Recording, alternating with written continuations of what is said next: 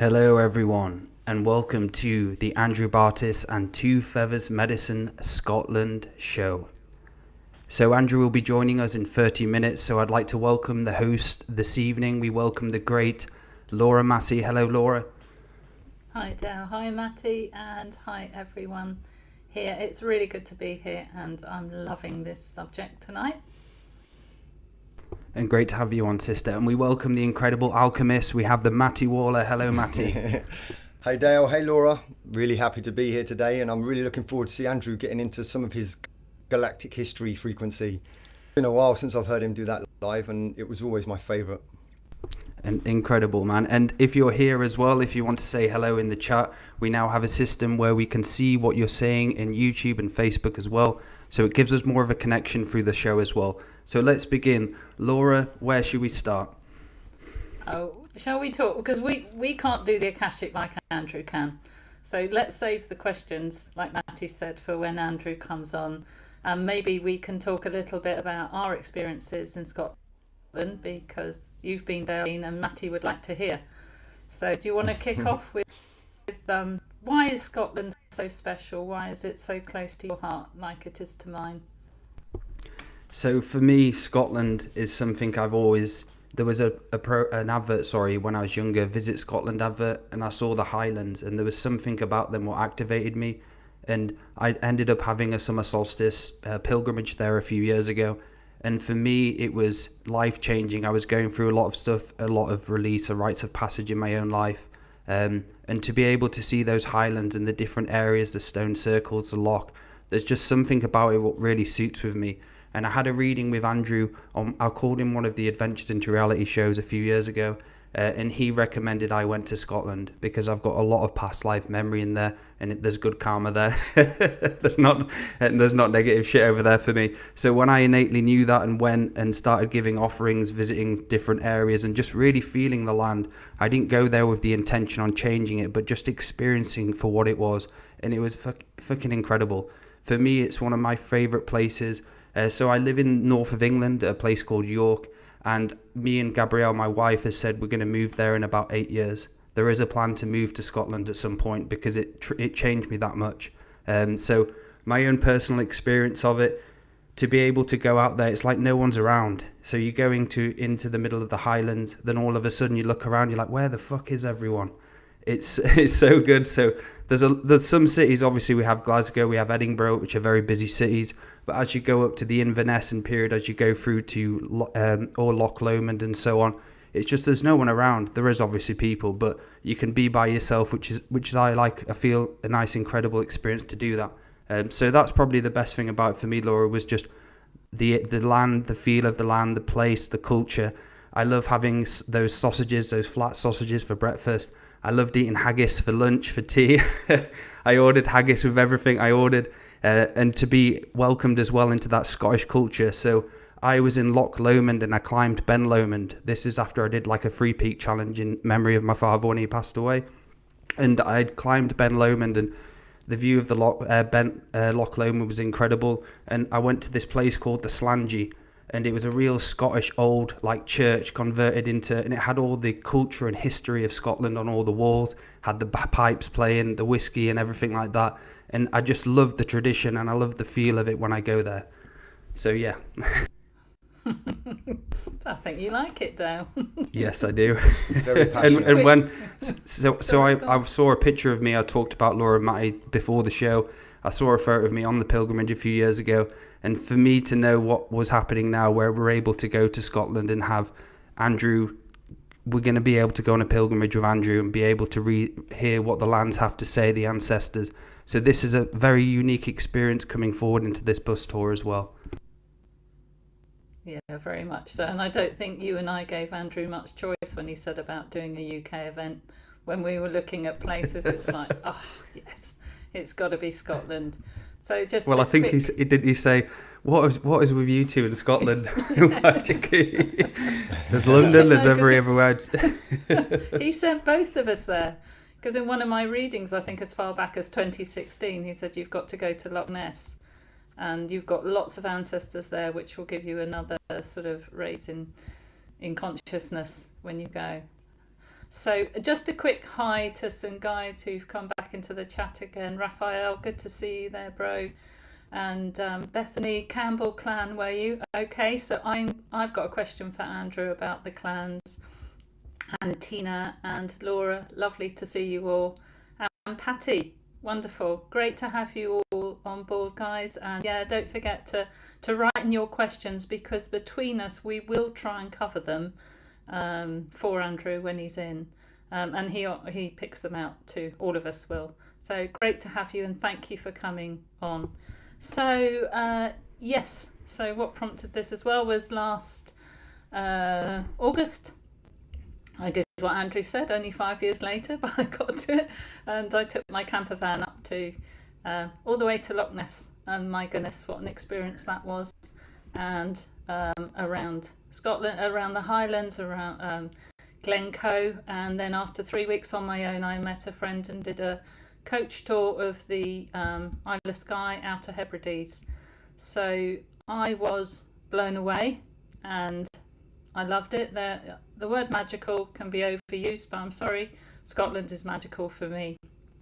As soon as I got there, it was like a whole shift in energy, and the people I met were absolutely fantastic. And I had 2 visits to hospital there, which we sort of laugh about with Andrew. It's like Scotland didn't want to let me go, and I had so many incidences and things happen where right down to the taxi drive to the airport, the taxi guy gave me his number and said, "Do you have to leave?"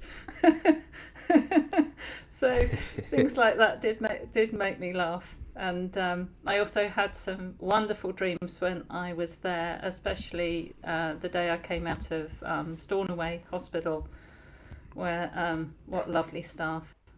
They want to give you a cup of tea and make you better. That's just wonderful. They're brilliant people. I came out. Did you meet any fishermen, Laura? Sorry? Fishermen at all? Did you meet any fishermen there? Fishermen? Or fisher lady, was it? The story, I remember you told me the story of the lady who helped you with the broken fishing rod, and she was the karmic. Oh, I've forgotten all about that. You forgot about that. I remember that clearly, and you spoke to Andrew about it, and he... Yes, the synchronicities that happen, that's right. Well, first of all, I'll tell you, when I came out of hospital, got to the hotel that night, I had a dream, and I went to meet some beautiful people, and they said, "Welcome home. Here she is, welcome home," which was beautiful. And that's where I felt I was part of me was definitely meant to be there. And yes, Andrew had said to me, because I spoke to him while I was there in Scotland, and he said, "Well, can you swim in Loch Ness?" And I thought, I don't really want to swim in Loch Ness, but I did, and it wasn't as cold as you think, and it was really good fun. And then he said, "Now you've got to fish." I thought, oh, Andrew's always giving me these challenges. I've never fished in my life or had any inclination to. So up at the village stores, which sell everything, I thought they won't sell fishing rods.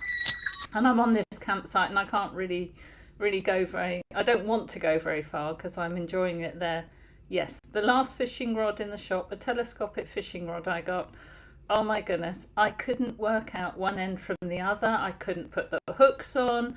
I eventually did get it into the lock and sat there for a few minutes, and then I lost the what's the hook thing? The hook? Anyway, whatever it was, it got jammed between some stones, and I thought, sod it, I need to meet a fisherman. So I walked along. There's all the fishing boats out. No fishermen to be seen. I'd seen them every day, but they weren't there today.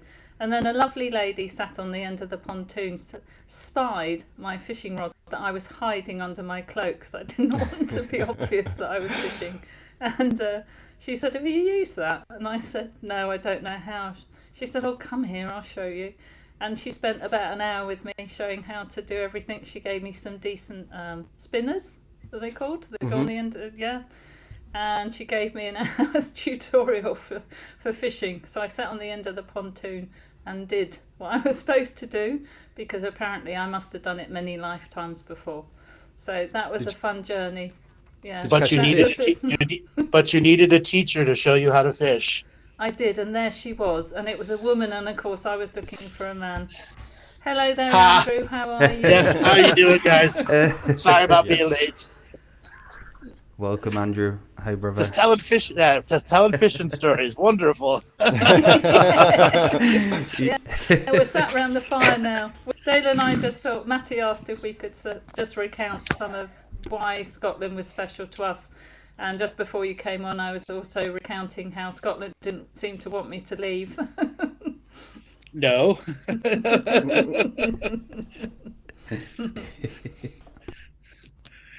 Well, ladies and gentlemen, boys and girls, children of all ages, let's get ready to rumble. Yeah. Yeah. And we're on Rumble. Yeah. Let's get I ready know. to rumble. Rumble on And Rumble. we're on Rumble.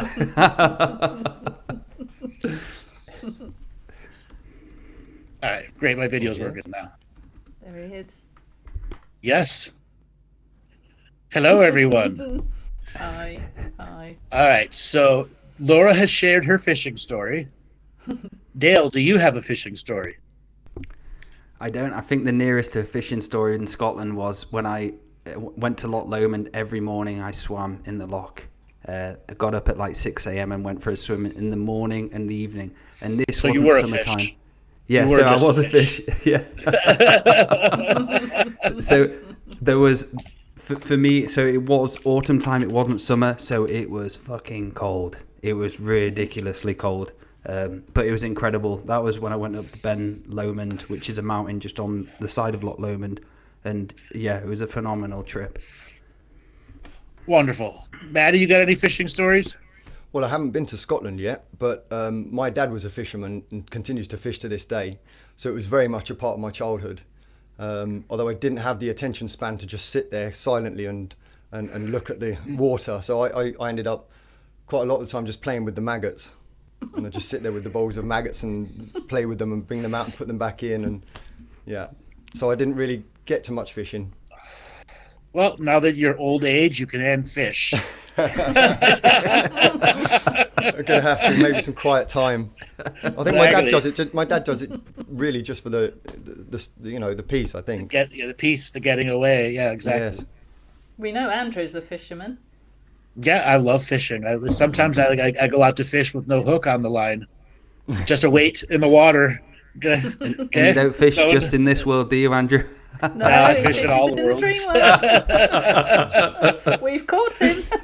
Yep. All right, so let's get into our Akashic Record reading. Akashic Record reading of Scotland. Yes, let's. Where does thy want to start? Let me see Well- that. I don't see the chat room. Nope, that's the You private can see chat. the Hold on. Yeah, there's a few. I can see it. I can see it now. I got it now. Yep. You got it. Okay. Yeah.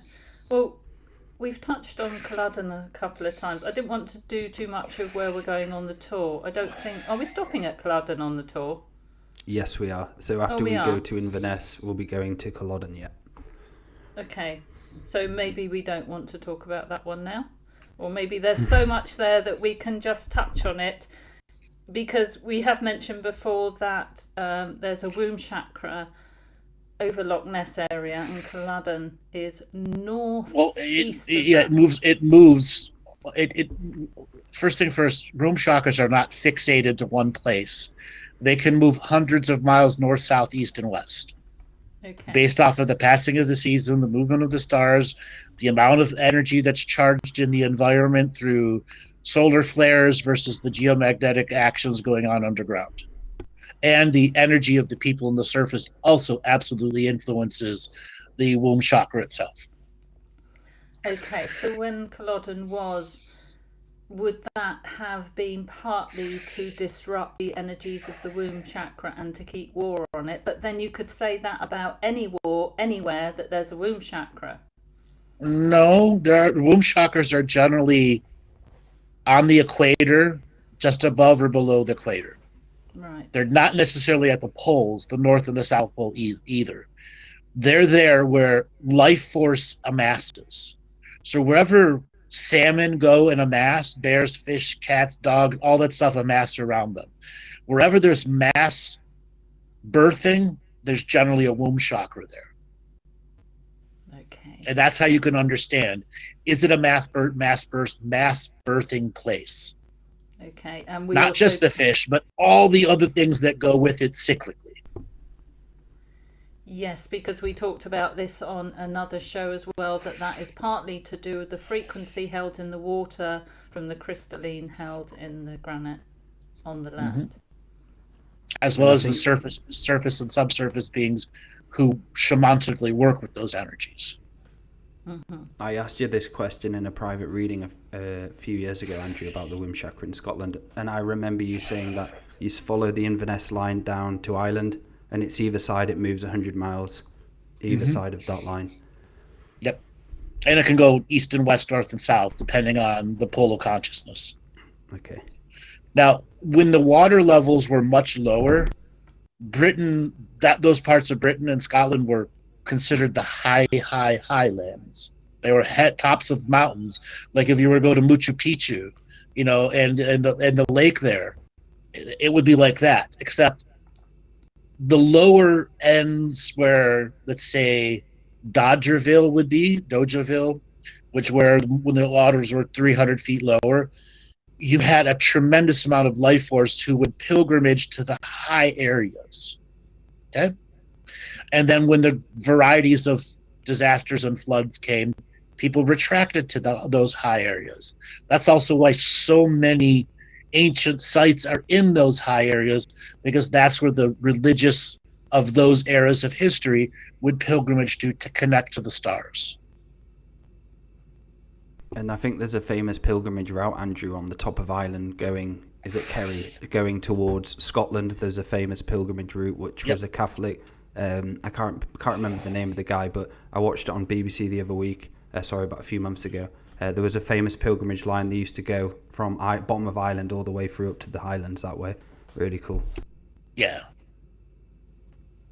So there's two fault lines either side of Loch Ness. There is a graphic I put on, Joel. I don't know whether you want to load it, but these two fault lines, are they anything to do with the womb chakra? Are Absolutely. they related?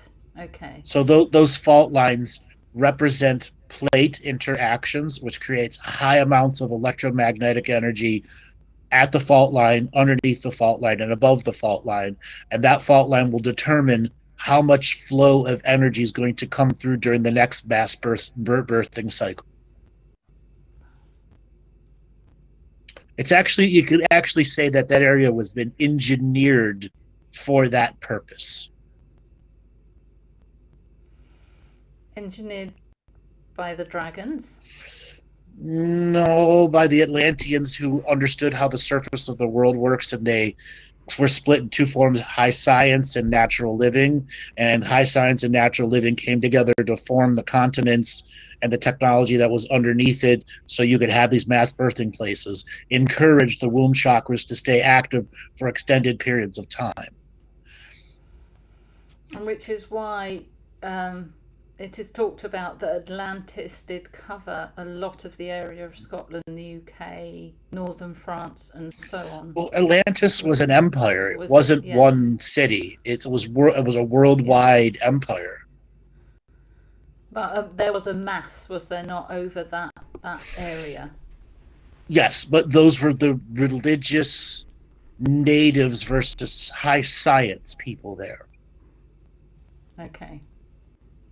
Remember, Atlantis was again split into two ideological camps: high science and the faith to high science, and the extreme natural living, which understood there was a science in faith also, which allowed them to be master agrarians, masters in animal husbandry, as well as DNA manipulation through the natural journey. But the two would come together during whatever the planet was heavily attacked and had to go through a regeneration of its surface world.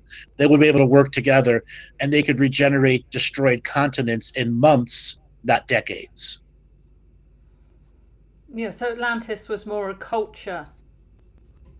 Yes, a culture that wasn't limited to this planet. It was in fact on hundreds and hundreds of other planets. Okay, and did the Druids pick up a lot of Atlantean culture in their methods? Because when you're talking about how they operated, so the Druids would have been a long distance offshoot, just like the Egyptians were the holders of the culture when Atlantis fell. So yes, they would have picked up more of the natural living side and not the high science side.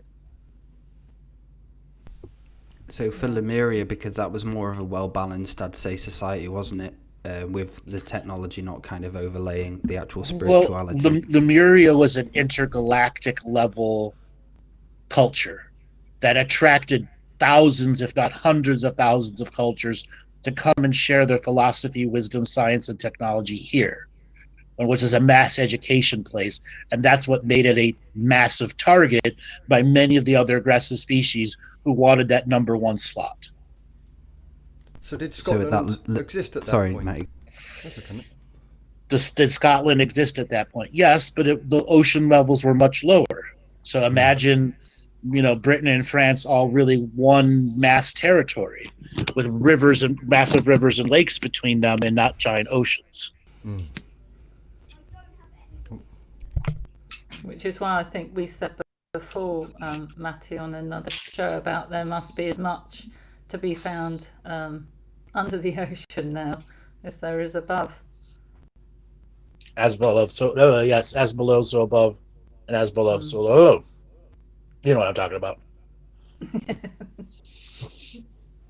And it was at Orkney Island as well. That was actually the top of the mountain where that standing stone was, isn't it? Yes. Yeah. Now, standing stones at the top of the mountain were something very specific. It was a leap-off point where those that would pilgrimage to that place would amplify their spirit to go to other realms, places, and spaces for long-distance journey and traveling.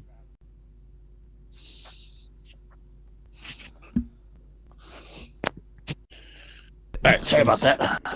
It's all right. And so for the up where the spine of Scotland is, Andrew, is there a sacral chakra there, or it was? So let's replace the word. Let's replace the word sacral, yeah. And it's all the chakras in one. Wow. Where's that? Remember, the planet doesn't need one set of chakras. It has hundreds of sets of chakras designed for each individual culture. And we must remember, this world is set up to have 8,400 individual unique frequencies of surface time. And each one of those can have its own set of multiple chakra systems for those that are living in that unique frequency of time.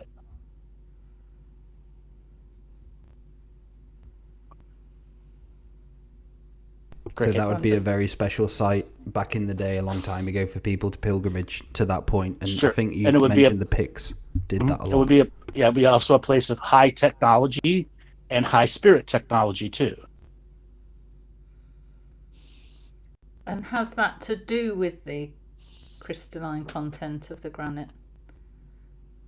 It's not about the crystalline content of the granite. It's the tunnels that would be underneath it that would be allowing multidimensional travel to any place on the surface and subsurface of the planet and extraplanetary locations. And would that be what places like Fingal's Cave would be for? No, Fingal's Cave is a very different, unique purpose. It's where the subterranean world allows oracles to exist, so the surface and the subsurface people can learn how to get along with each other, how to grow with each other, how to share individual conscious concepts such as spirit versus technology. It was a medium place in which surface beings could raise their frequency and enter the subsurface world for a shortened period of time so they could experience a higher density world in the subsurface versus the surface, which is a unique 3D world, even though it could have all the other worlds layered onto it at once. And it's a matter of perception and our ability to be multidimensional perceptive that allows us to surface travel many places simultaneously. So that wouldn't just apply to Fingal's Cave then? It could apply to any cave? No, not just any old cave. No, not any cave. Okay. Fingal's Cave is a specific place, like Delphi was the place of oracles. Oh, okay. All right. And are there other caves in Scotland that have the same technology Yes. and operate for the same purpose? And are they just particular to Scotland as well? No. So oracle caves exist all over the world. Oracle style caves existed all over the world. They're not common. They're definitely rare places because it's the makeup of the place that will determine what its bigger use is.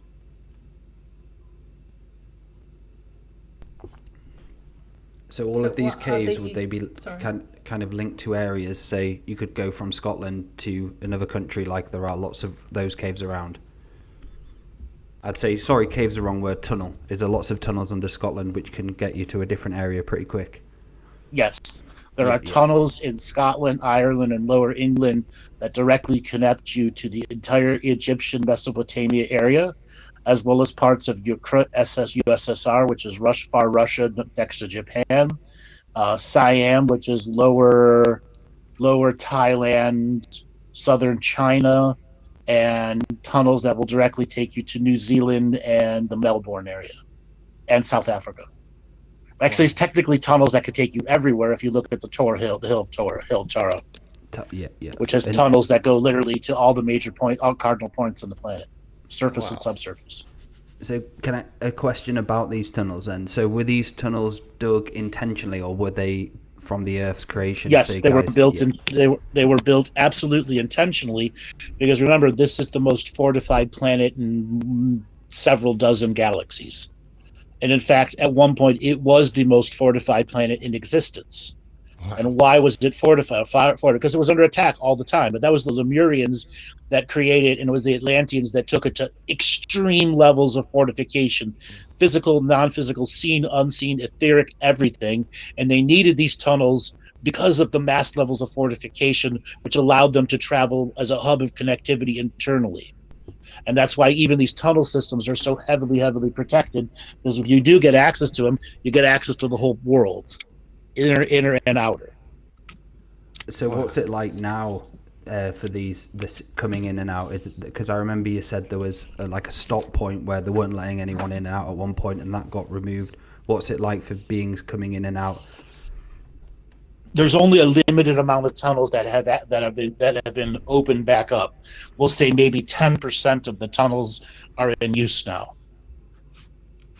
The rest are unable to be used because they don't have access to the actual control room that opens and closes those tunnels. It goes back to the Galactic History series that talks about control rooms.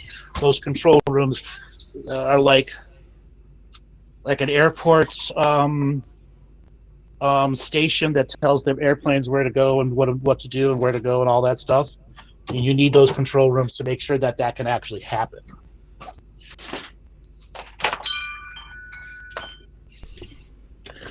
Sorry about the moving around. I needed to go outside and I need to plug my phone in while I'm doing this. All right. So a question from... All right, here. Sure. Okay, yeah, so thanks, Lana. How old are the tunnels? We probably covered that. Or when were they built or created? From the majority of them were created by the Lemurians at about 41 million years ago. Wow. Yeah, we'll just say around 41 million years ago. And then the Atlanteans did their final mass tunnel creation around 22 million years ago. Pretty old then. Yes. Yes. Ancient.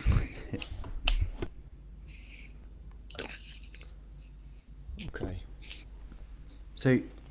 So from your perspective now of looking at Scotland, Andrew, what do you see as the Galactic Historian, from your neutral perspective? What do you see now? Obviously we have the imprint of the cities and the sacred geometry, but is there anything particularly you can talk about what you see at this present moment with Scotland, or what's going on there?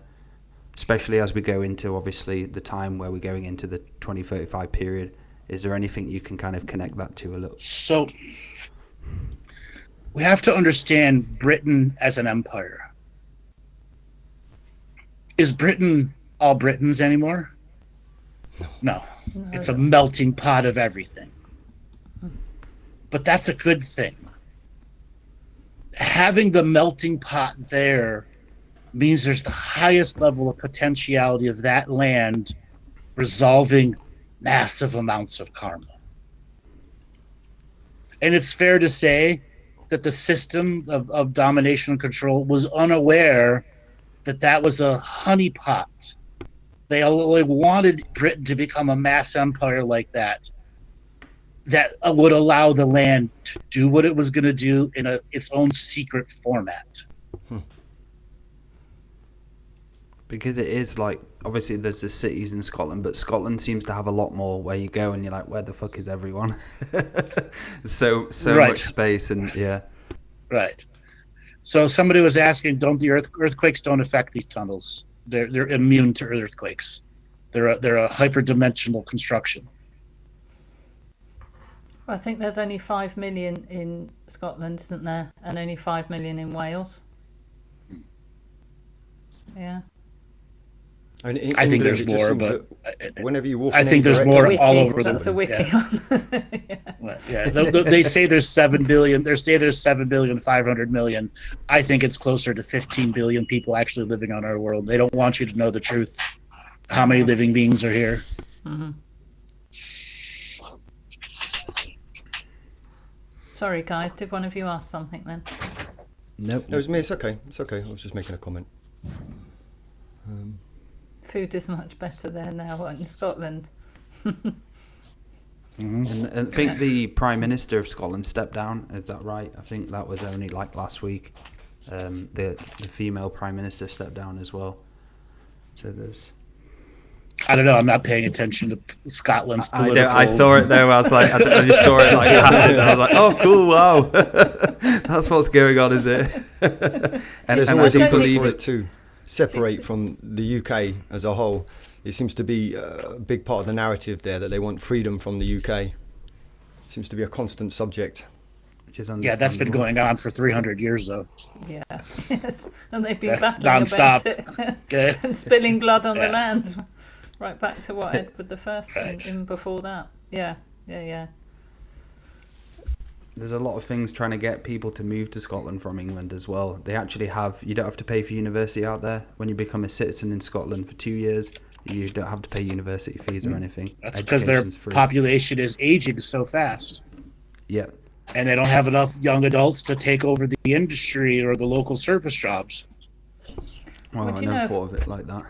If Wiki's right, then one of Scotland's greatest exports are female nurses and male teachers, Yes, which is interesting. Because which tells you something about the land, doesn't it? Yes, it does, because it tells you that the caring that the people have, because they've not lost some. I've noticed when I was there, they've not lost the handing down of the stories, the teachings in the songs, the traditions, and the level of care in the hospitals. I'm not, the NHS has been great to me wherever I am. But there, the ladies, there's an extra something in the way they care for you. Like I was saying before you came on, Andrew, that everything is answered with, "Would you like a cup of sweet tea, hen?" And they call you hen. I can't do the Scottish accent. I won't try. Go on, give it a go, please. Go on. No, I know both you can do it. I know you can do it, so you can do it. But yes, and the teaching will be is that they still retain that energy within themselves.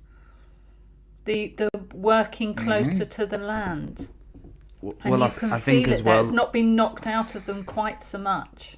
because there's that essence of clanland, isn't there? You go there and you're still connected to the people of the Highland Hills, the traditions and the cultures and the people who lived in clans, and it was all about family. But when you come to England, you don't really see any of that around. It's all organisations and everything. So it's beautiful when you go there. You're right, Laura. There's that lovely feeling, isn't there, of that family and your history. It's great.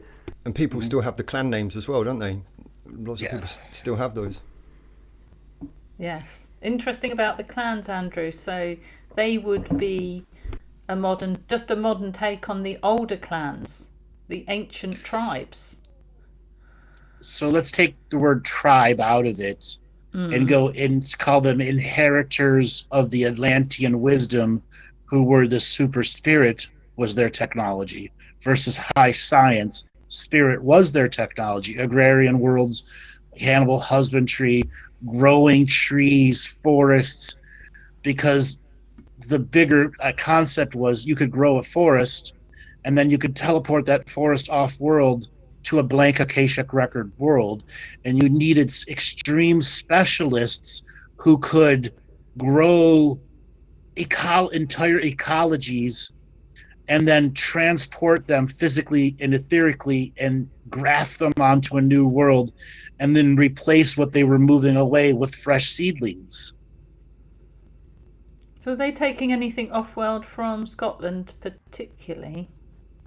Oh, they've done it for centuries, for very extended periods of time.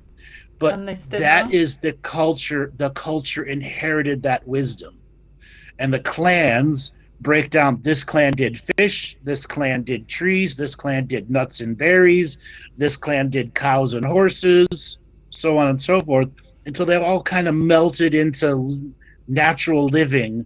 And it's not about the individual growth of forests or the individual greater ecologies. It was maintaining the ecology without destroying it. Because when they would graft stuff onto new worlds, they would bring spirits with them who volunteered to go to this new place. So the clans would be on other worlds too? Yes, and there are many existed, like when we get to have our multidimensional awareness and there are tens of thousands of clans who exist on other worlds who have taken the inheritance of this wisdom and advanced it in their own ways. Yes.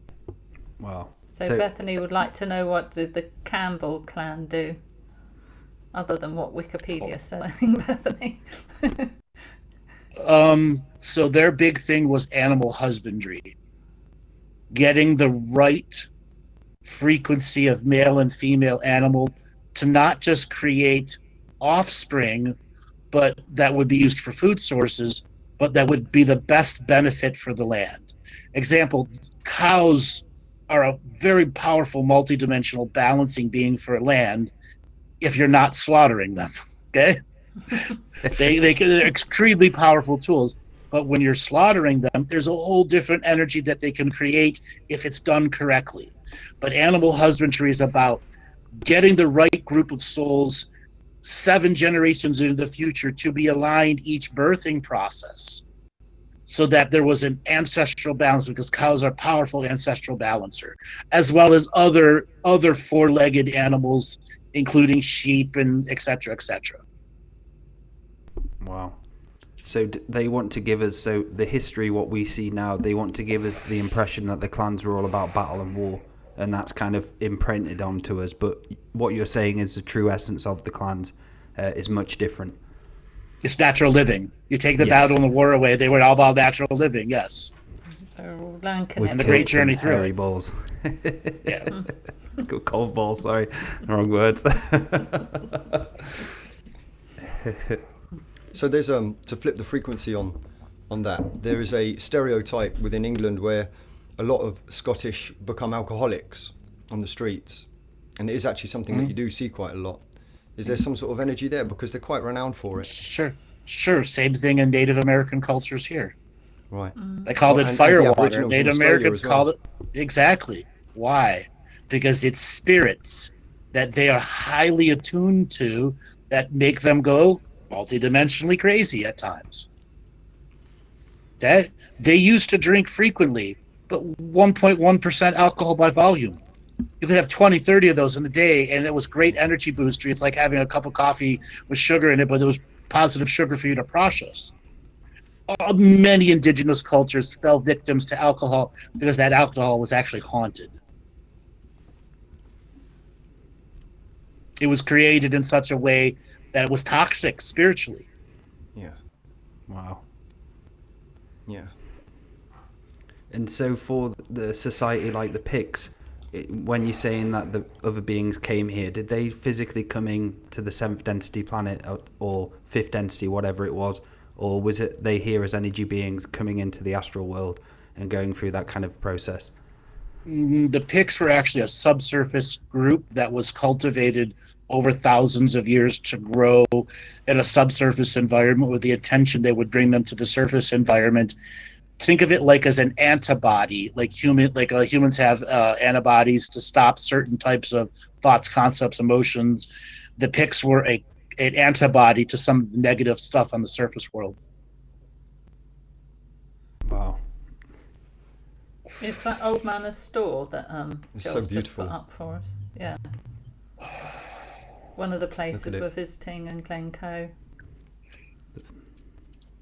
Another place of pilgrimage. Yeah. So is there any pyramids amongst any of these, Andrew? They're all over. Pyramids all over the world. Yeah. Quite literally, all over the world. In fact, what was it? The last estimate just by the archaeologists alone, there were 4,000 pyramids on the world. I would say there's closer to 250,000 on the world. Wow. So you'll be able to spot a few in Scotland then, Andrew? Is it? Yeah. Well, no. Yeah. Yeah. That's so cool. Just like the Bosnian people realized the mountains in Bosnia were actually giant pyramids. Yeah. Okay? So the castles, because I think there might have one time been about 3,000 castles in Scotland.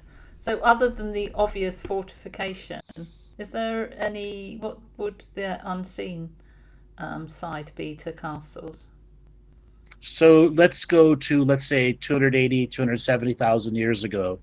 Fortifications were created because they would assemble a consciousness, strength, and faith that could be turned into a weapon. And many modern fortifications that were grown in the Middle Ages or Dark Ages were just built on old fortifications because it was a place where consciousness could be focused into the defense or offense of the land. And many of those places, original fortifications that were like 280,000 years ago, there was a actual weapon system in the underground that could fire at above ground and orbital based ships in and out of different vibrations.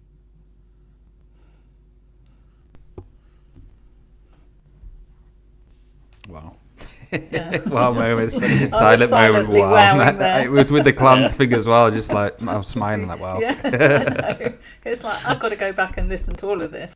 And yes, that's why the clans were manipulated into becoming warlike, because there was a weapon system that would defend their creations. Wow. Okay? So- they weren't dumb. They knew if they were creating 7,000 miles of forest that was going to go to a blank Akashic Record world, that was highly valued by tens of thousands of other advanced species. I can't even begin to describe the value of a jungle, of a 200 square mile jungle. And people would want to steal it. Absolutely want to steal it because it came with all the unseen ecology as a part of it. Well, you used to have all the wolves and all different types of animals, didn't you, in Scotland, walking around at some point? Even down to the Buffalo, everything. microorganisms in the dirt too. The complete food chain. Wow. So some of the castles like Stirling and Edinburgh are built on massive granite outcrops. Yes, that have deep underwater action in them, which can create a highly charged piezoelectric environment that can change the consciousness on the surface.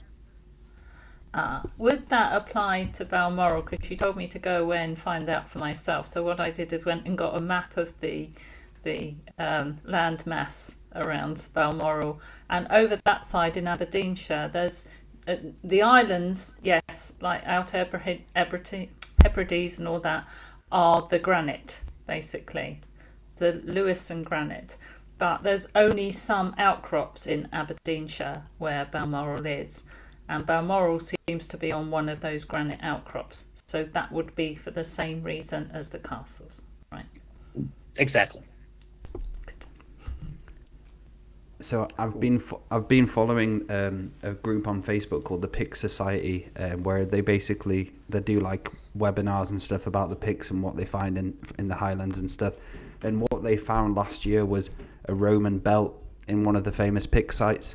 So a question for you, Andrew: when the Roman Empire came into Scotland, was one of their reasons for coming in, obviously to expand the domination, but to take out the Picts, was that one of their kind of missions in a way? Or was it another society which took out the Picts? A whole nother society that took them out. Okay, yep. So... Picky Picts. The Picts were an antibody, meaning the baby raping lizard wizards did not want that antibody. The Romans didn't want it. None of the aggressive territorial command groups wanted them, because they shared something that was so powerful and unique that made them high faith warriors, and high faith warriors are the most destructive thing to have versus empires that have no faith. So I'm going to ask a question on behalf of Dale now, because Dale loves the Picts. Was Dale a Pict? Is Dale a Pict? No, I'm not. He was picked. He was picked to be a Pict. He was picked. He must be. There's something about... He's definitely got some picky energy in him. He definitely has. 'Cause I know he waited a while to ask the Pict question, and then there they are. So I'm going to tell you the story of what... So when I first heard about the Picts, I've heard about them in other things, but I watched, if you go on to Andrew's page, on the YouTube page, and you look back at the Picts, and he talks about how they were taken off this world and so on.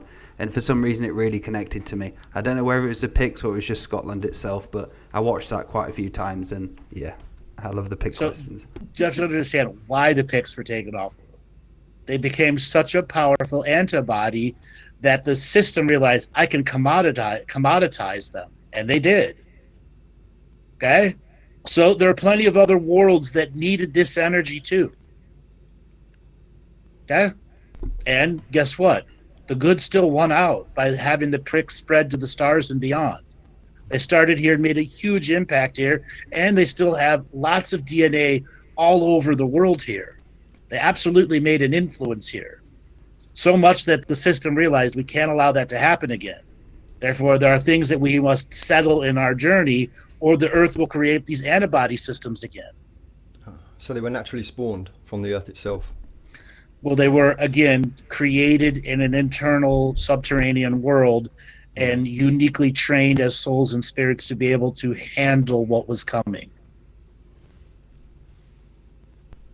Wow. And a lot of them still above the Highlands in ships, I'd say, waiting for our graduation to come. Not really, not like that. I mean, they're out there. They're out there. Just like there's Native Americans and South Americans and dreamwalkers from the different many indigenous realms who are waiting for us to come into our power. They're out there, but they're not in ships floating above the space. No, they're in the outer realms. Wait, and just ready to jump down. Hi guys. 2035 start the first day. Hi motherfuckers. Exactly. So somebody in the chat asked about the rings of Brogar, but I don't know whether you want to save that, because that's another one. That's somewhere we're going on the tour. Rings of Brogar. Let's just simply say that's a fascinating story where high science had to come in and help the Earth, the lower science spirit people, because of a sickness, a psychic sickness that was spreading amongst people, kind of like a blight that would affect trees, but it was affecting the living of the beings of this world. And it was something that was a weaponized energy from another world that was brought here, that was killing the connection to land, and high science had to solve it. And the rings were a way to spread that energy mass amongst the world. Wow. This is stuff, guys, that, as you know, you never read or hear anywhere else but from Andrew. Oh. That's what I do. Yep. You ain't gonna hear it. You're gonna hear it on you know what I mean. CNN. Yeah, you're not gonna hear it on CNN. No. So we lied, guys.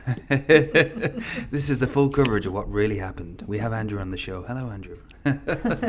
Well, Don Lemon, you're an asshole. That's the first thing I say. You are fake news. Goodbye. I plugged my website before I go. What about Ben Nevis then? Is there any particular technology in and around Ben Nevis? Because that's the largest mountain in the UK? I know that doesn't really matter, but the Ben Nevis itself. No, nothing whatsoever. It's completely normal. Brilliant. Yeah. I'm kidding. He's winding you up. I was just When have you ever It's a heard mountain. Andrew That's all you say need that? to know. Cheers. And Cheers. it's completely normal.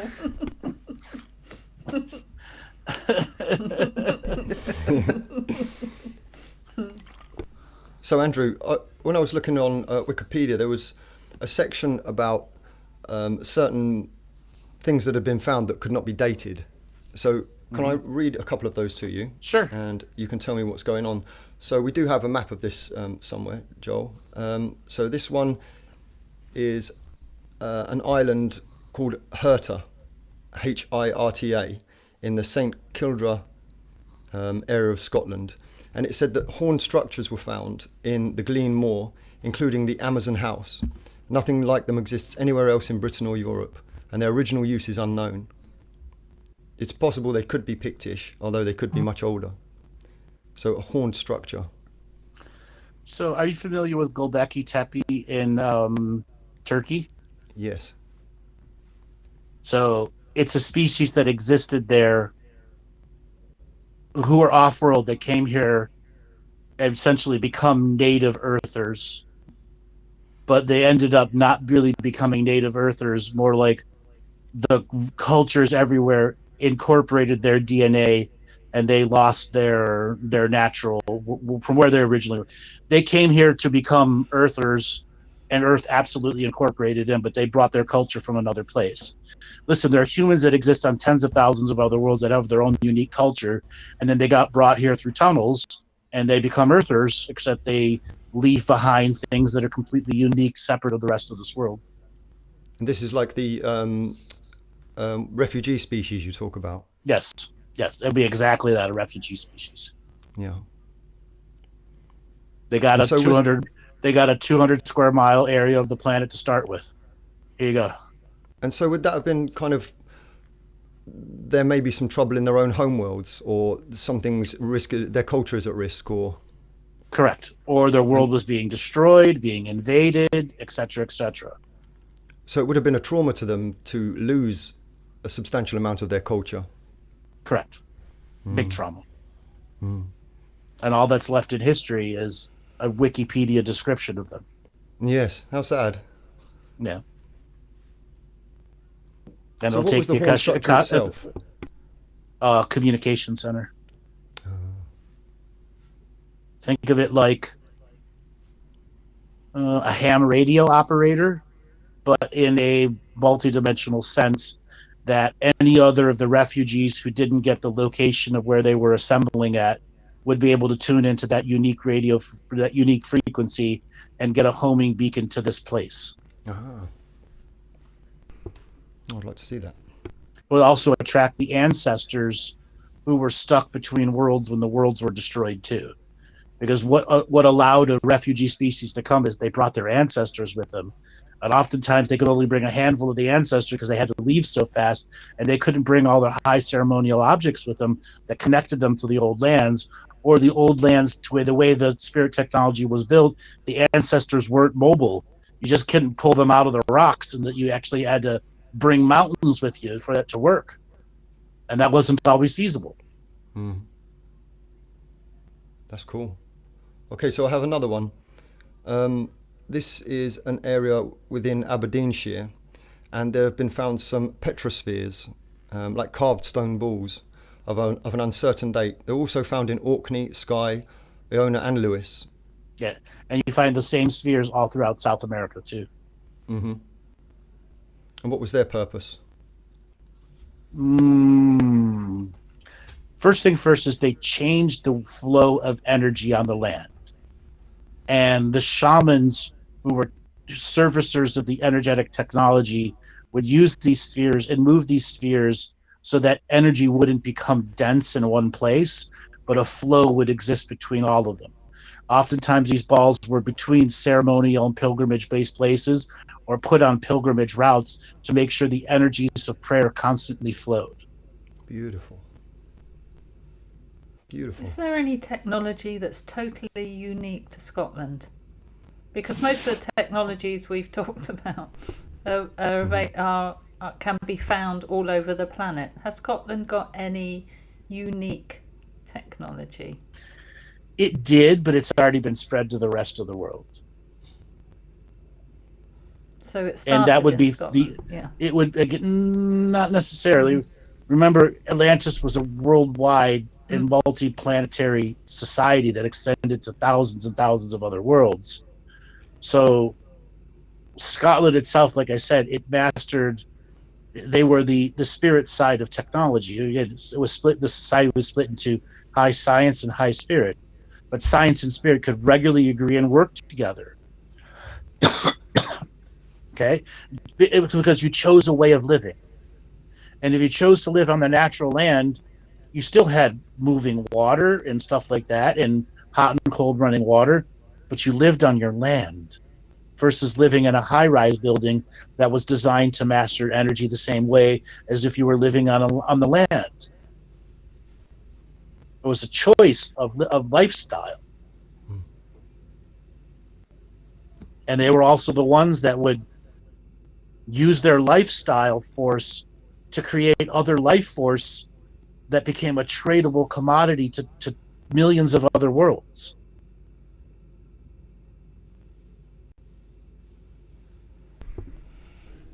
And this is something I think we forget when we talk about Atlantis and Lemuria, is that they were star-faring societies. Yes, they had absolutely. They had free roaming capabilities.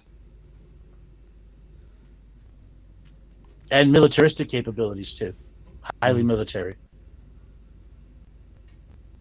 Because their commodities were regularly pirated, stolen, etc., which made them at times the aggressors to the rest of the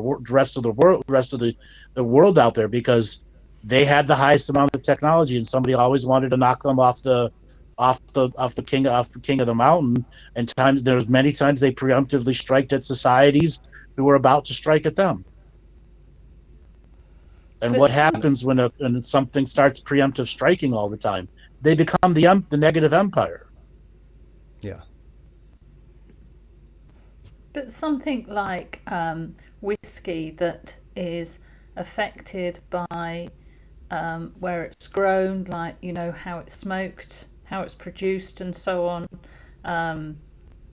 is affected. So this is alcohol that's affected by the land, which would make it unique technology to that place, because that can't be repeated anywhere else, because somewhere else the land is different and the energies in the land are different, and the people that are making the product are different people with different energies. So something like a whiskey is unique. A particular whiskey is unique to a particular place, isn't it? Like in Scotland. Yes, because of the water that's in it, the energy that comes from the different things that go to make the mash, the hops if it's beer, the corn if it's, you know, whatever it's going to be that's going to create the sugars that start the yeast to moving.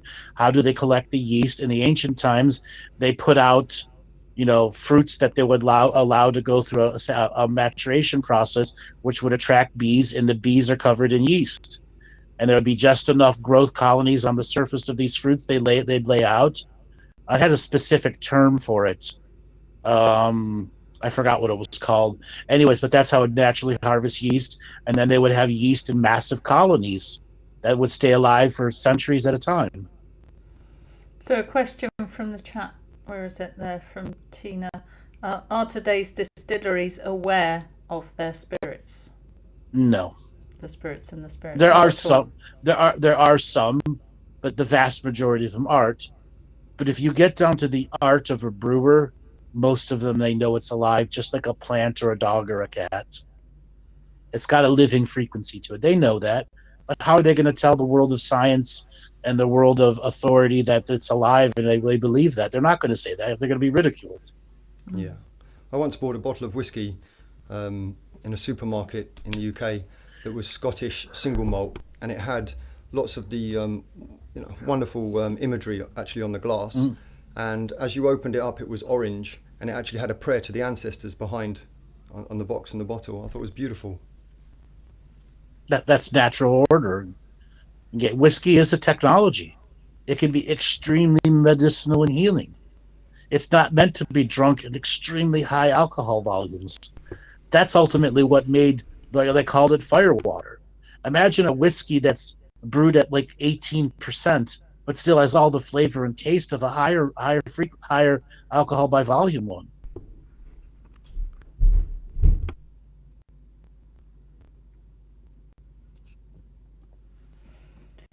So for drinking whiskey, Andrew, has it been around in traditions for a while? Because I know, like you said, in France, when they had the wine brewers and had all the cellars with all the wine for ancestral balancing, was it like that in Scotland more a while ago, where they had lots of whiskey just for that ancestral balancing and working with the land instead of people drinking it? So whiskey is a more of a modern magic than it is an ancient magic. Even though they were able to brew hard alcohols back then, they didn't, because there wasn't a culture for it. Okay?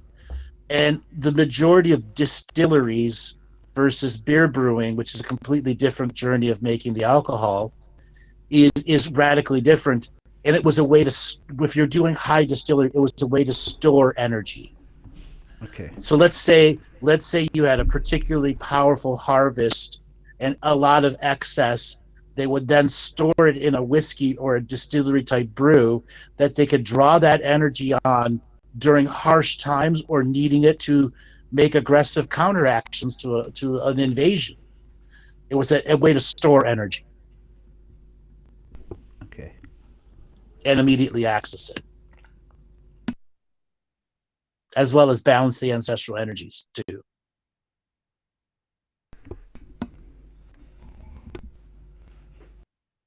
Okay, a totally different question for you here now. So why have the global narrative pushed William Wallace forward when there were many others?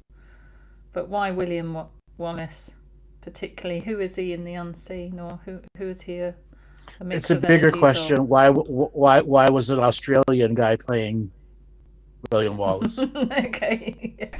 Okay. Yeah, is that, yeah. Okay.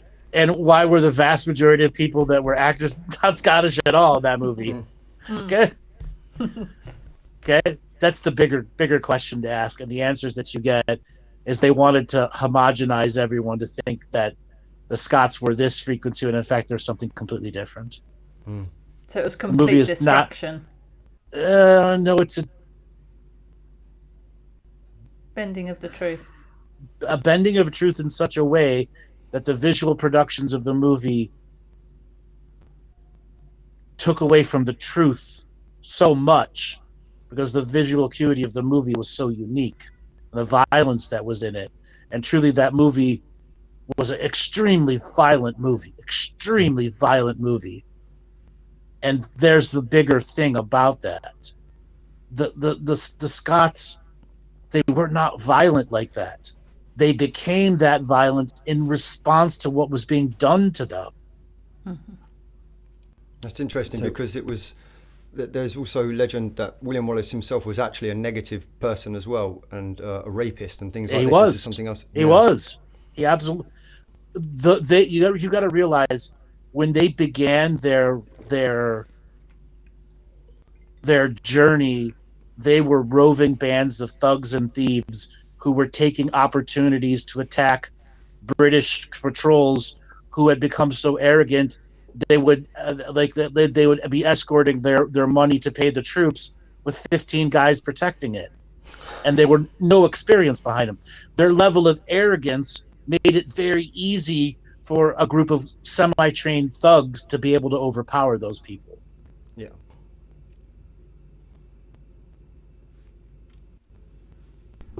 So what about the Jacobites? People are asking, can we still use whiskey ceremony? Absolutely. Create your own. Or find stuff that's created in a unique positive frequency, and any bottle of alcohol could be you could add energy to it. That's what its purpose is.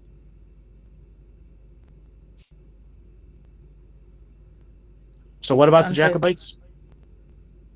Just a bit of general about why they were formed, and what history says to really what the Akashic Record says about them. All right, so the Jacobites through history were formed when the lords and ladies of a land who had historical title to it, Britain is the king and queen, stopped recognizing their title. And if you went back into the ancient days, title was always recognized all throughout, even into France, into Germany, title was always recognized. They stopped recognizing title. And the Jacobites became an organization of people whose title was no longer recognized, and they wanted to force recognition of their title back. Wow. Title meant you were connected to the ancestors, and if they took your title away, that was magic, dark magic being done. Which is kind of the position that we're in mainland England itself, because it seems like the other cultures around us, Ireland, Wales, Scotland, still seem to retain some of their ancientness, some of their tradition, whereas in England it doesn't really seem to be the case.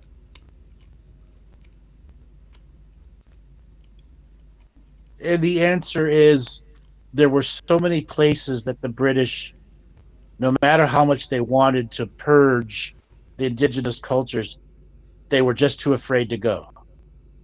Okay? Because going up a mountain trail with not enough troops, you could easily be picked off. So they just said, I'm not going up that trail. Oh, I don't care if there's 10,000 of them up there.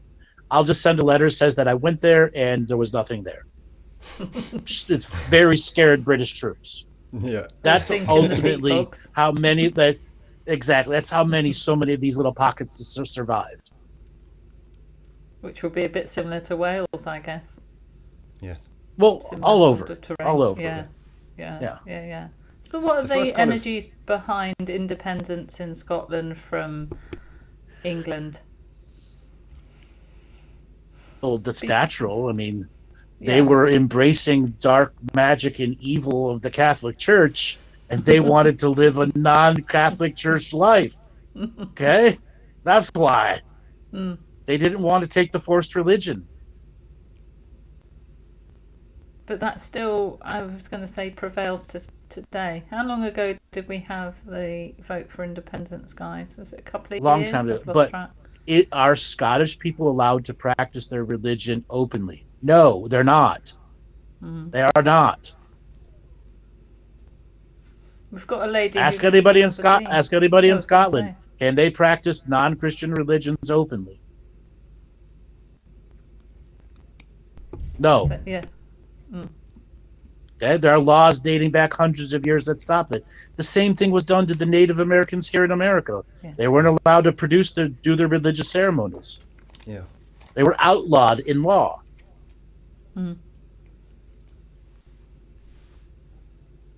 Which probably goes back to Henry VIII, if not before, doesn't it? Yes. Which is, I remember you saying something, Andrew, about that.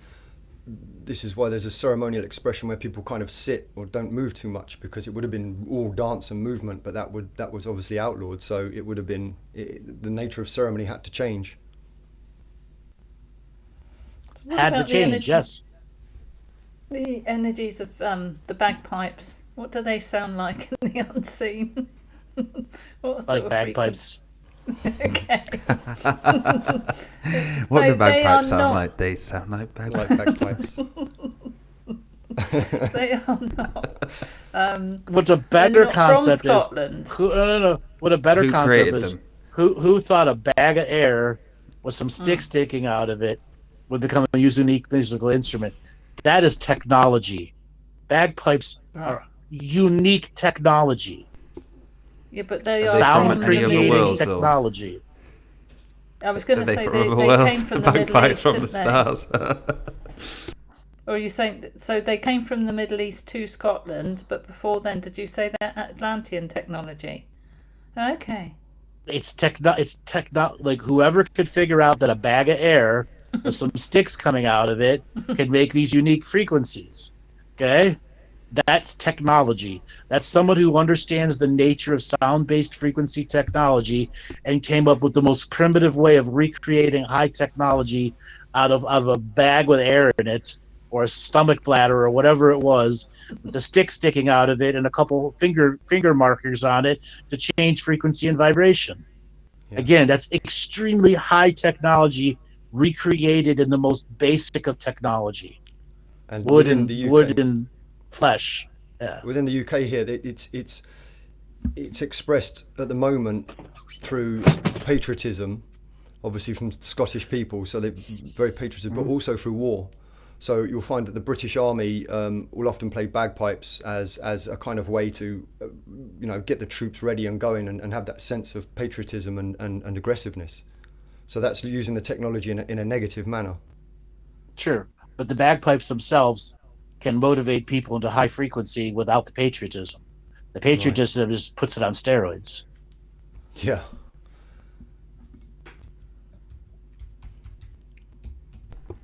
Okay. Atlantean technology, that's so cool. The pipes, I never look at them the same again. Bag of air. But ultimately it's to raise consciousness, yeah? All for healing. And to alter, as well as to alter the land. So bagpipes, if you were to look at them as a non-military based technology, they are a land improvement technology. So sound can improve the fertility of the land, allow the animals to have high fertility, to have extremely potent growing seasons, to control the weather too. And it wasn't just one lone bagpiper. It would be 4,000 or 5,000 bagpipers marching or pilgrimaging from one side of the planet to the other, or one part of the pilgrimage route to another, so that those energies of the land were also awoken by the vibration, sound, and frequency, and the bagpipers would have drummers who would associate with them too. I'm getting shivers, actual physical body shivers, as you're saying that, as I'm trying to, see that imagery in my mind. That's incredible. That must be akin to go to listen the to some Native bagpipe music American after May. drumming and flute playing. Yes. Must be the same sort of thing. So what's like the Edinburgh Tattoo have lots of them playing the bagpipes and marching, but that's a different. Is it creating a different frequency because it's part of the system? Yes, but it also has a different purpose.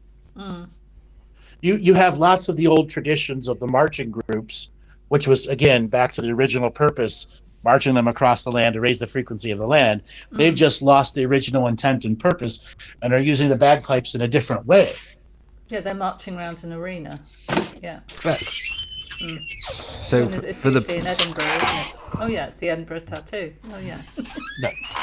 So for the pipes, Andrew, before they went to war, was that to kind of get them all real riled up and high energy? Before they used to go into battle, didn't the history tells us that the pipes used to be played at the start? And all throughout it. The pipes were also a way to signal the troops what formations to do. Oh, wow. It was a full-on communication system. Hold on a second, I got to plug my phone. So, are we going to run an ad for the tour? Say that again, Maty. So we're about halfway through the show, so maybe it's about time that we ran the section, the advert for the tour itself. Yes. Yeah. That is our goal. Yeah. Take us away, Joel. That was our goal. To get on that cycle of not to do it right at the end of the show. We did it last time. Congratulations, right at the end, Maty. I pressed it. I went, fuck it, pressing it. See you in a couple of minutes, guys. There's Joel there.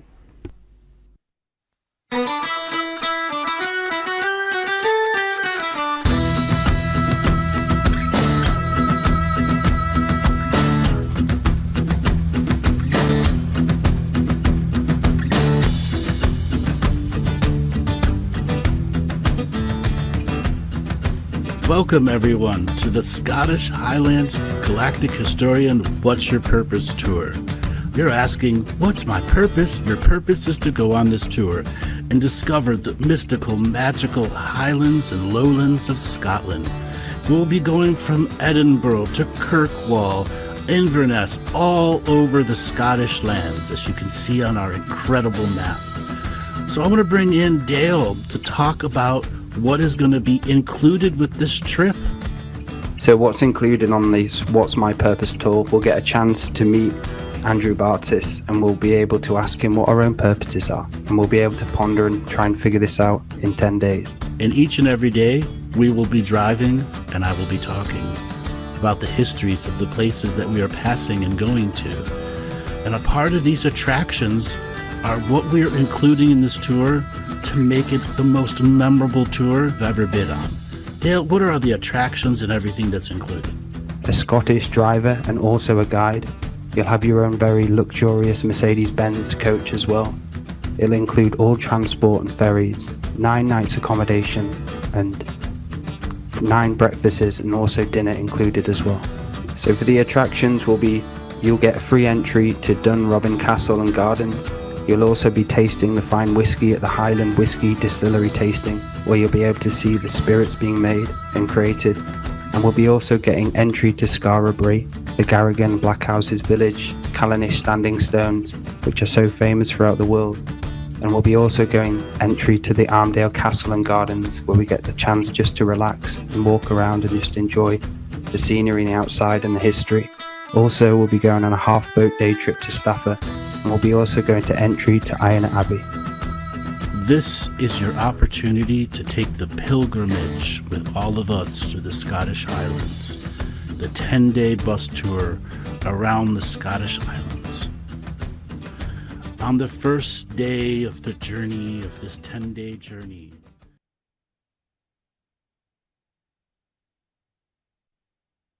And we are back. Or we're not.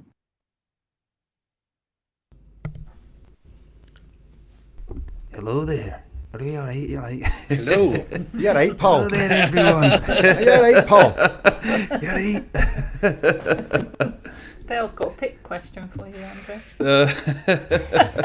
There was actually a really funny video. I sent it to the I have group. a picked answer for you.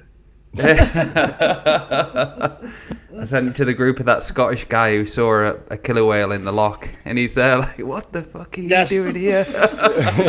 In his Scottish accent, like, "Go on, fuck off." Get to fuck. Sometimes you can barely understand it. So, Patty, I think you were asking a question, and Andrew's going to deal with that, talk about that on Friday, in the Friday show.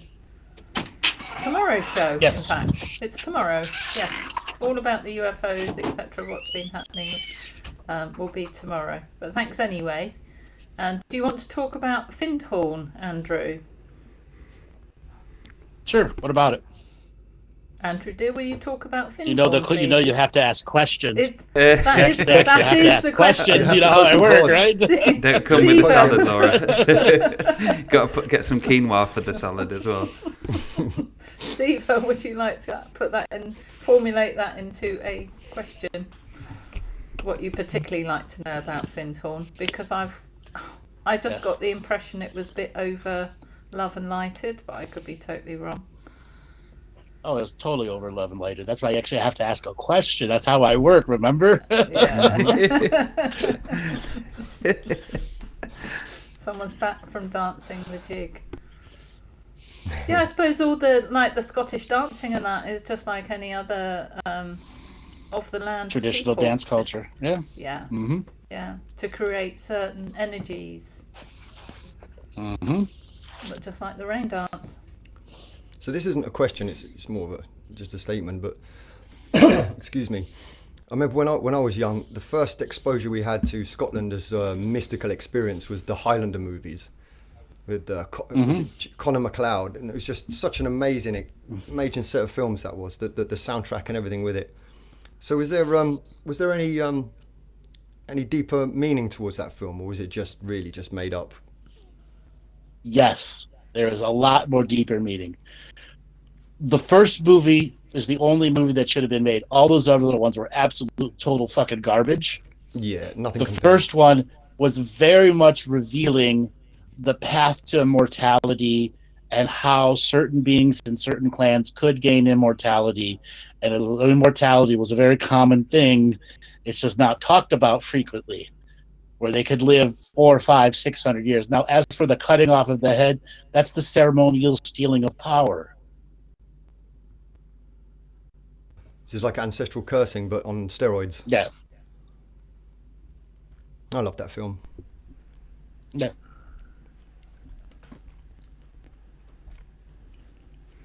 Are we in a cycle of repetition, i.e. recreating Atlantis, Santo's asking? No. No. This is the fifth world. Mm. The guys are breaking up. I'm not certain if it's my. I'm not certain if it's my connection or it's just breaking up. It might be. It's Is perfectly it fine Joel? for me. I don't know. Yeah, Andrew is a bit choppy. Let me turn off my video then. Yeah. So That should a clear it question, up a Andrew, little would be, so for the natural living beings then, I'm not classing the two-legged kind of the animals in the highlands, what is it like for them, like today, like going in, you know, in the dream time and where they're dreaming and stuff like that? Because I know we're heavily suppressed with all the kind of signals, the Wi-Fi and all of that stuff there. What's it like from their perspective, the highland animals and their kind of dreaming mind and so on? That's such a light worker question. Okay. Be- What are the animals like? That's Because he's run I out of remember- questions. I remember a while ago you talked about the lion communities going through that change in their lion prides, going through like deep changes in their societies and stuff. It just a general question if there was anything, any little nice little nuggets there. Sure, but I guess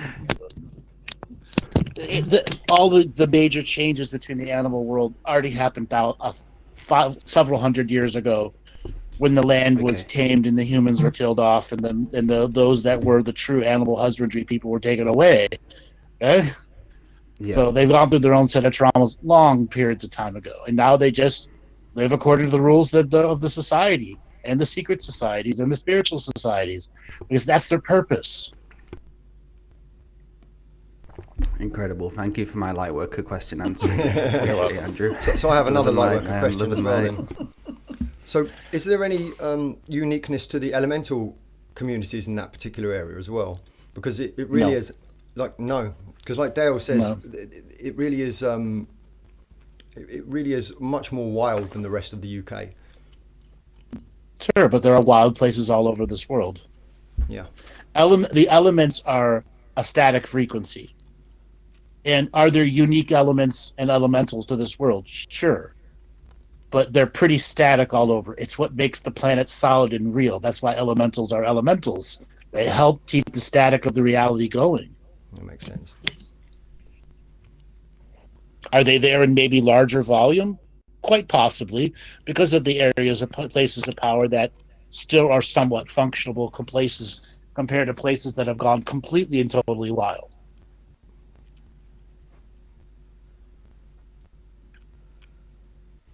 Andrew, what is it that draws you to Scotland, other than the fact we asked you to go there?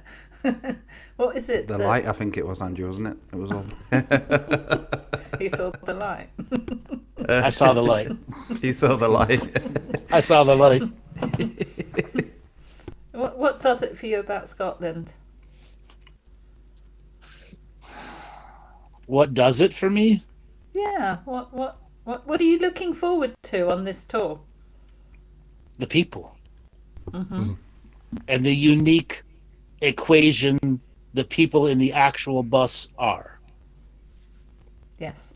That for me is an incredible mystery waiting to be solved. Yes.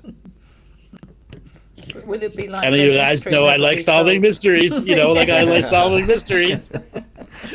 And those who are coming on, get ready with your questions. No light worker questions like I got shot down then. Have a few months to think about those and ponder those questions. And there's plenty of techniques to prepare for pilgrimages as well in some of the previous material. So that's something that everyone's going to need to think about. The preparation for a pilgrimage is something you got to take sacred in your own heart. And by doing that, it'll make a difference on the journey you're actually on. Yes, because all the energies that you input beforehand are carried with you on that. And it's like almost like sending out the precogs, isn't it? It's part of the preparation, yeah, which gives you greater experiences. Yes. Is there anything particular you're looking, other than the people, Andrew? At any places that we're going that you're particularly interested in? Oh, that's a weird question to ask a galactic historian, isn't it? Because you can just see it anyway. But is there anything that turns you on with Scotland, Andrew? It doesn't exactly work. I don't see everything. Everything. No. And I don't want to see everything. If I saw everything, there'd be no point going anywhere or doing anything. Okay? Yeah. It's the mystery of the travel and the journey itself. That's for me is the excitement. Is there something truly unique about Scotland? Sure, I've got my own shit to resolve there. Okay? But it's not all negative. Some is very positive. Do I need to tell everyone? No. No. Oh, okay, it's for me.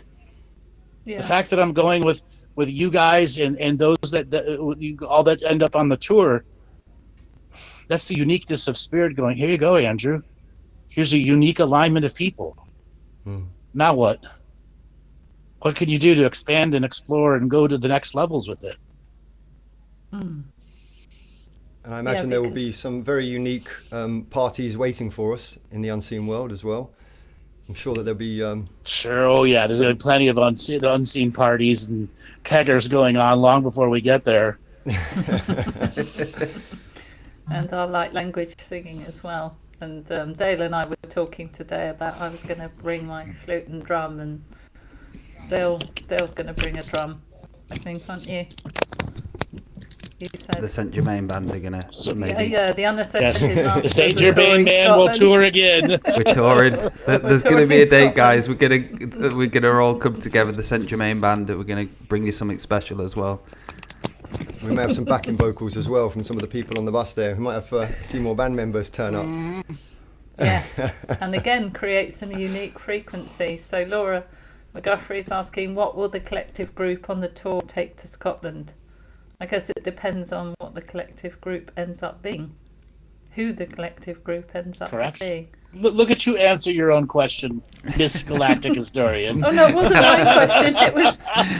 I know, but you answered it. Yeah, I didn't give you a chance there, Andrew. Sorry. I did say I guess beforehand. That gives me a bit of an out. Well, it'll be a unique experience. And everyone will bring their own signature frequency, their own ancestors, their own resolution. And that's it, guys. It's looking back at, like, if you've listened and watched Andrew's material for a long time, like I have, Laura has, Maty has, you just see all the countless episodes, the Galactic History, and when he goes into, like, the stream reads and the readings and stuff like that, it's very special. And Andrew does hold back a little bit because it's such a special thing what he does with the stream reads. And to be able to have him in the live, in the now, be able to poke him, is going to be incredible for all of us coming together. And I'm so excited. I really am. It's too ahead of its time, isn't it? As Andrew was saying, it's that kind of is. But when we're together like that, the uniqueness of what we'll be creating should bring some unique streams. That's for sure. Yeah, and so many of us must have ancestors in Scotland. And that's what I look forward to. Yes. Mm-hmm. You're asking what I look for. Doing that exact process. I enjoy that. I really do. Mm. Watching you all light up with potentials and possibilities. Yeah. It's another name for another group. We can be the Great Potentials. Somebody has to tell them the whole story of the band music stuff and how that came up. Well, it's in production, so is this a time where we're going to... Because we'll be doing a tour in Scotland. Yeah, but what we're going to call ourselves? We'll be in literally on Scotland? tour. Yes, Imagine going to clearly some on open tour. mics and doing that, Dale. Yes. Turn up to an open mic event and start singing in light language. People would be like, "What the hell?" And we've got a special guest as well. And the Unascended Masters are coming on with us as well. That'll be interesting.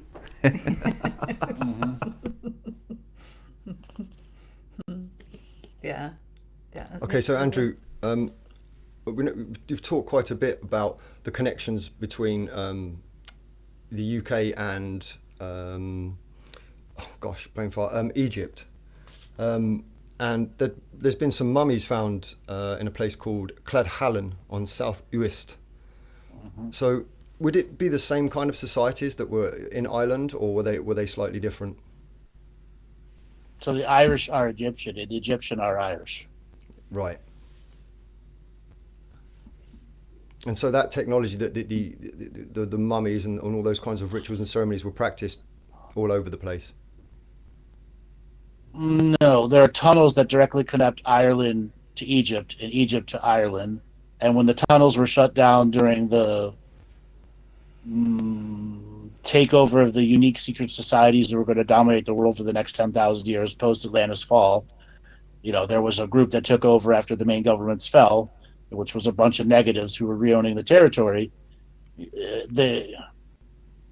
had to travel by boat to get to Ireland instead of using the tunnels. And then that's where the Great Sea Trade took over post-disaster situations, where Ireland, because the parts of Ireland that were not affected by the Great Floods were the high places that they went to do their burial grounds to. And so that would have been, as you were talking about, the kind of Machu Picchu scenario. So it would have been a highlands, a place where you'd have had to go up and create those ceremonies and rituals. Yes, at Lake Titicaca, yes. Yes, sorry, beg your pardon. Yeah. Well, Machu Picchu, Titicaca, they're the same thing. They're all right next to each other. Yeah. And also, didn't they move on from Ireland to Scotland? So I was reading somewhere about the Jewish elite who also came from Egypt, moved on to Scotland, and it was them that formed the basis of the clan names. That's fair to say, but there are also the Cree Indians in Canada actually speak a form of Jewish dialect. So the Cree Indians, they have many language similarities to the Jewish energies. And when you go and test their blood, there's a Jewish frequency in their blood too. And why would a unique Cree Indian have Jewish blood? It's because the tunnels connected them to those places and spaces. Before the bastardization of the Bible took over history, that place was a spiritual center for many hundreds of different religions to come together and share on that place and space that still had deep underground technology that was still operated by positive ancient technology, changing the environments of those places and spaces.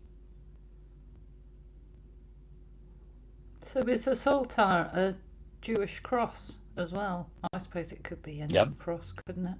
Oh, it is. Okay.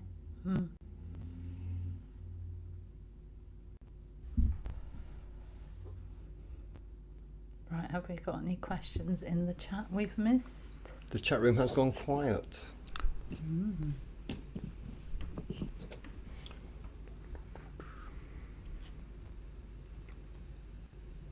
Oh, so how about the kilt, Andrew?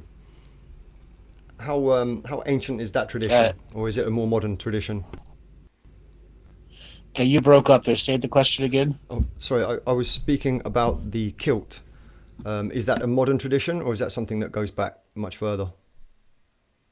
It's very unique to Scotland. The kilt or the Celts?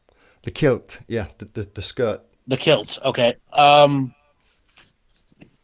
It's not something that's necessarily unique to Scotland. I mean, clothing like that was very, very common. It's the Scottish made it a traditional garb for spiritual growth. It no longer represents what it did in the ancient times at all. when you got your kilt, it also came with a sash that had your accomplishments in it. And kilts were not just for men. They were also for women, but a kilt was a recognition of the level of intelligence and education that you have mastered in natural living. Much like the Native Americans with the feathers and so forth. To an extent, yes, you could associate it to that, but it was really a spiritual, a ceremonial garb that you would don during pilgrimages that told others your spiritual victories that you've had. That's cool. Because now it represents more just the clans that you were with or the clans that you're related to. So there's a much deeper meaning to it originally. Much deeper meaning to it, yeah.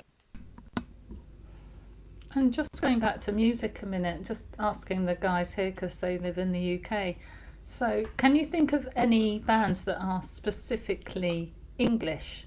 Like in Scotland, you have famous Runrig, Elbenac, Caledonia, you know, that carry on this folkish style or the more natural style of singing and so on. Can you think of any in England, or have we lost some of that as well, along with some of the natural way of living and the storytelling and so on? So just British and not Irish?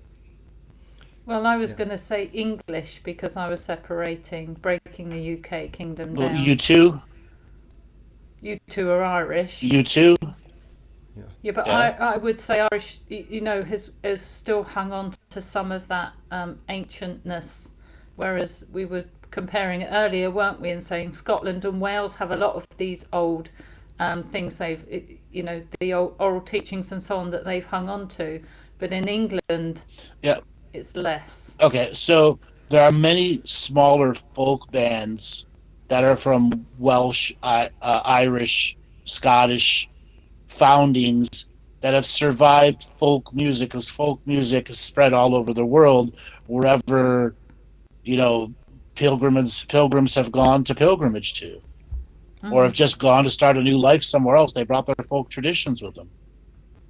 And in the 1960s, there were quite a few English bands like Lindisfarne and so forth that were expressing that kind of ancientness. There's I'd like to mention one artist actually for anybody who's interested, and her name is Julie Fowlis. She did some of the soundtrack for the movie Brave, and she's one of the very few last remaining people that sing the traditional Scottish Gaelic, not only language but the original songs. So it's something for people to check out if they want to hear that original Scottish Gaelic.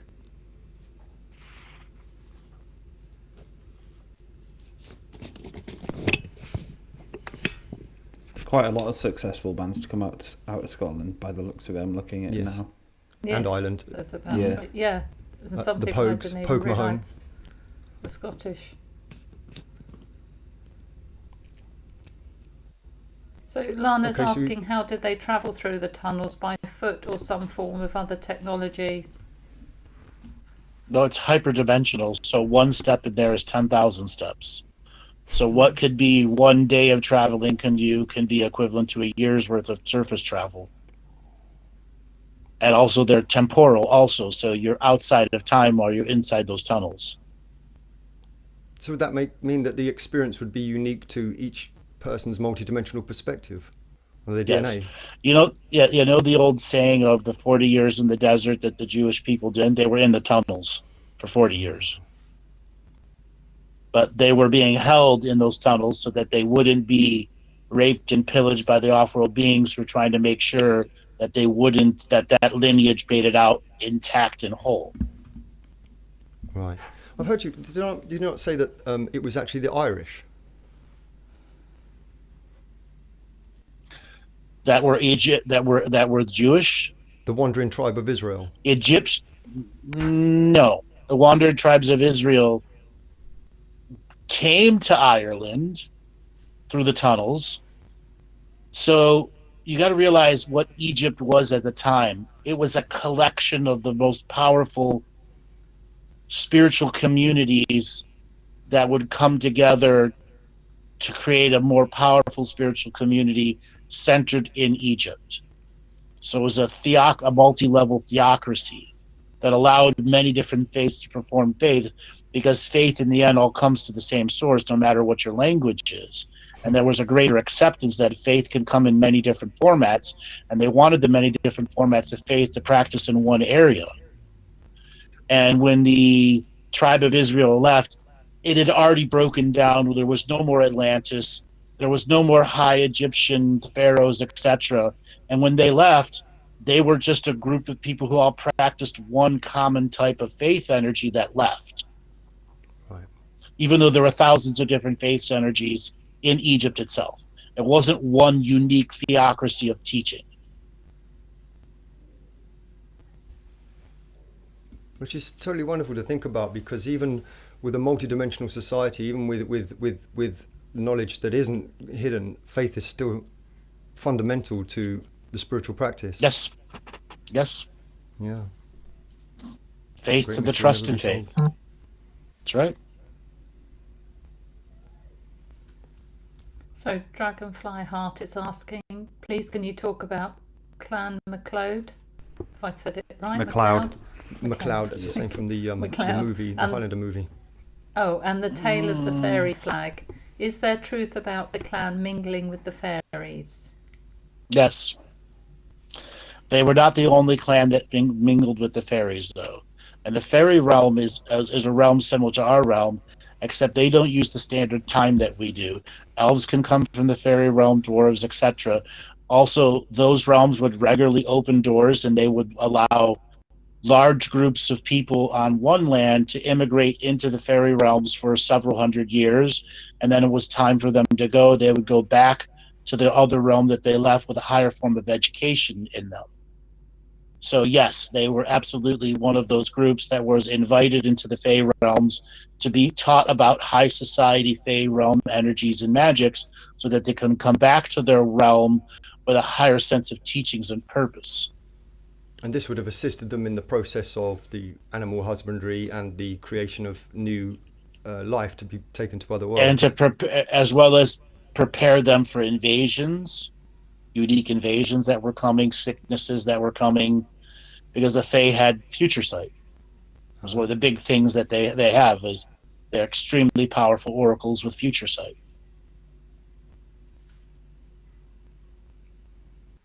So we're very much helping out. Yes. Not all there's bad Fae too. Well, not all of them are good. Okay. Yeah. There's some really bad Fae too. There's a light court and a dark court.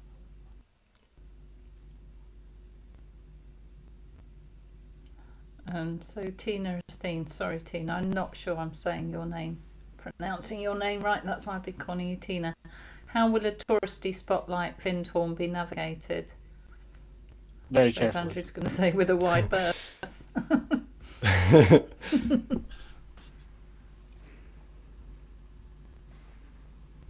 Did you hear that, Andrew? Yes, I did. I said very carefully. It's how it will be. Oh, very traversed. carefully. Sorry. Yeah. Very It's carefully. It's not. It's fair to say right. It's fair to say many of these touristy places have what I call multi-dimensional minefields in them, and you don't want to step on a multi-dimensional mine. It's not that it's going to blow your foot off. It's going to give you an experience that's overwhelming. Oh, wow. So it's not like a Scottish Glastonbury then, a mix of energies. No, that can happen. That happens in many touristy places. Mm-hmm. Because the higher echelons of the Freemasonry holds the name Scottish within it, doesn't it? 33rd degree Scottish Freemasons. Yes. So there must be a lot Yes. of that kind of magic that's taken place around those areas. What about that? Do you guys know about that pyramid in Scotland? It's like belonged to the Queen or something. There's like a huge pyramid in the middle of nowhere. There is one, yeah. What's the name of that? Are you familiar with that, Andrew? I'll look. try and find the name of it. No, I can't think of it off the top of my head. Yeah, I saw it. It actually came up the other day, Dale, funnily enough, on Facebook, of one of these places people don't know about. Which is very Is it the suspicious of in Balmoral itself. Cairns? That's it. Yeah. It's like this pyramid just in the middle of the forest. Really cool. The Pyramid of Cairngorms National Park. Yes, that's the one.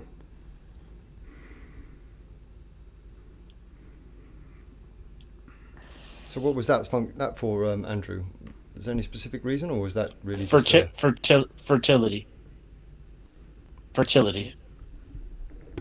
And So the practicing of sexual-based weather alterations and high crop yield, where the sexual energy of the practitioners were imbued into the weather patterns as well as the breeding habits and patterns of the animals. That's awesome. And this is not pleasure-based sexual, it's sexual magic energy that's part of the natural living organism energy.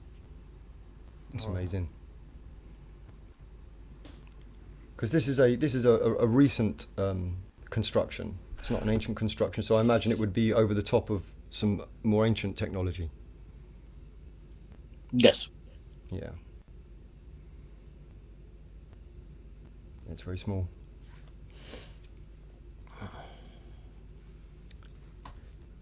Oh yeah, Angus. Well, I think we've reached a traditional end, unless we want to go another 10 more minutes. I mean, we've done a lot of questions and answers already. Mm-hmm. You feel it when it flattens a little bit, because everybody's just dipping into their Scottish bag and pulling Yes. out everything that they can see. Yeah. So much there. So Dragonfly's just Yes. asking about the Callanish standing stones, but actually that's one of the ones we're going to on the tour. So we probably wouldn't want to do so much on that now. But thank you everyone who's come into the chat to ask all your questions. Oh, there it is. That was the pyramid. Well done, Joel. Yes. That was me. I just quickly uploaded it. Oh. It's like, So it's a very small construction compared to some of the others. Yeah. Well, ladies and gentlemen, boys and girls, and children of all ages, let's get ready to wind it down. Dale, you want to give away for people to get a hold of you? So if you'd like any psychic surgery sessions, daletobin.com. I'm on twofeathersmedicine.com, but that just links you to daletobin.com. I'm also doing a spring equinox psychic surgery training next month online. So I've just put the dates up for that. So if you go onto daletobin.com, the psychic surgery training or sessions, and yeah, cool. What a great show! What a fun show. Maty, give away for people to get a hold of you. Okay, so you can find me at twofeathersmedicine.com. There's information there about who Laura and I, who we are, and what we're about. So just follow the links on twofeathersmedicine.com and also on Facebook. Laura, for you? Yeah, twofeathersmedicine.com and Facebook. And I was just going to say for future shows, so tomorrow night Andrew's got his fabulous comedy show, and next Friday Dale, Maty and I are hosting the Talking Stick show, and we've got David Ellis on, and he's going to talk about spiritual communities this year. So Yes. And have we got anything for next Thursday yet, Andrew? Because I don't think we have particularly decided, so we'll post it up in Facebook. We will discover it then. Yes, We will discover our show then. All right, Okay. You know who I am. You can go to my website, andrewbartzis.com, and sign up for the email list. You can also go there and find out all about the Scotland bus tours. Share it wide, share it far. Now, tomorrow we will doing our Friday night comedy show with Monty Dean and Melissa Hocking Hughes, and we will be fielding your unique questions about the supposed balloony things that have been shot down or put up, as well as talking a whole bunch of other stuff. But understand, it is a comedy show. We will be taking the piss out of conspiracy world. We will be making sure that dumbass conspiracy people get exposed to being dumbass conspiracy people. And we will be talking hard truths at the same time. And then afterwards, we will be continuing our multi-hour game stream where we'll be playing World of Warcraft. And I am open to during my game streams, if you are in the chat room, I am open to any questions when it comes to, like, give me a update on the lizards or this or that. That is the only place you will get updates from me, is if you come and join our comedy stream or the gaming stream that goes on after it. It will be on our YouTube channel, which will then switch over to Rumble, so we can talk about anything we want, because YouTube has a unique set of words, 16,500 words you cannot talk about. With that said, we shall see you all tomorrow, 8 p.m. Eastern Time, for the comedy show. See you later, guys. Yeah. Thanks, Bye. guys. Bye. Thanks. Yep. Bye.